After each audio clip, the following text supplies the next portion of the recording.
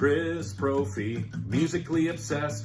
Criss Prophy, musically obsessed with vinyl CDs and cassettes. Criss Prophy, musically obsessed. Oh yeah! Alright, so I'd like to do a few of these types of videos called disliked albums. I was going to call it disliked albums by popular artists, but I felt like that was too long. So this is just disliked albums, and what I'm going to concentrate on today is the 1986 album by Neil Young, Landing on Water. So let me first just walk you through kind of the album artwork and what's inside. First of all, I've always loved the cover of this album. There's the back cover. It also comes with a printed inner sleeve with lyrics, and then another picture of Neil on an airplane. And the record, this is part of the Geffen years, and if you are a Neil Young fan, like I am, you know those Geffen albums were very interesting in the catalog.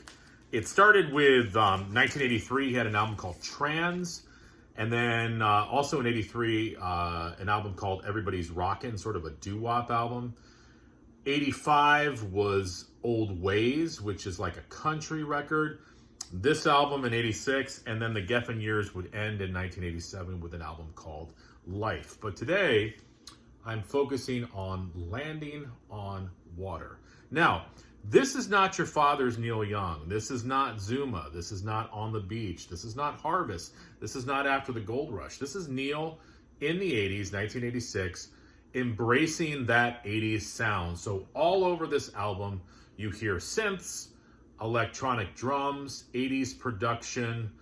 Anything that screams 80s is in this record. Now, I am a Neil Young fan. I like all eras of Neil Young, and I actually really do like this album. As I said, you can't go into it thinking you're going to hear After the Gold Rush. This is just 1986 Neil, but there is some really good stuff on here if you can get past some of that production. All right, so there are 10 songs on this album. It starts off with Weight of the World. It's got this like sort of jumpy rhythmic vibe to it, and right away you hear those keyboards and those synths and those 80s drums. But I will say this, Neil is in great form on this whole album. There also are some great guitar solos, sort of scattered throughout as well. The second track, Violent Side, very, very poppy. And again, the 80s production. I would love to hear this song with an acoustic arrangement and backdrop because I really like the melody of this tune. It's just one of those songs that sort of gets marred by the 80s production. Hippie Dream, slow, plodding song, but I will say this, great guitar solo in that tune. Bad News Beat, another poppy type tune, and very percussive. And then it ends with, side one ends with maybe the best song on the album, Touch the Night. Heavy tune, and I love the choir effect in the beginning, but Neil's rocking in this song. And reading reviews about this album, a lot of people point to the song Touch the Night as being the high point of this album, and I would have to agree. Side two opens with People on the Street. This has like a groove, almost like a rap quality to it. Prominent keyboards again. Hard Luck Stories. Now, when you first hear this, you might think, is this a new Madonna song? Because that's the vibe it gives. But no, it's another Neil Young song. But yeah, Madonna vibes in the beginning. The next song, I Got a Problem. I like this song as well. Again, it brings back sort of that heavy guitar sound from Touch the Night.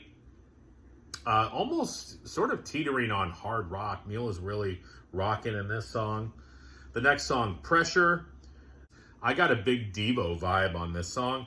I was expecting to see Neil wearing an energy dome because, yeah, it's got a Devo quality to it. This jumpy rhythm. And the last song, For me, it ends on a high note. I really, really like the song Drifter.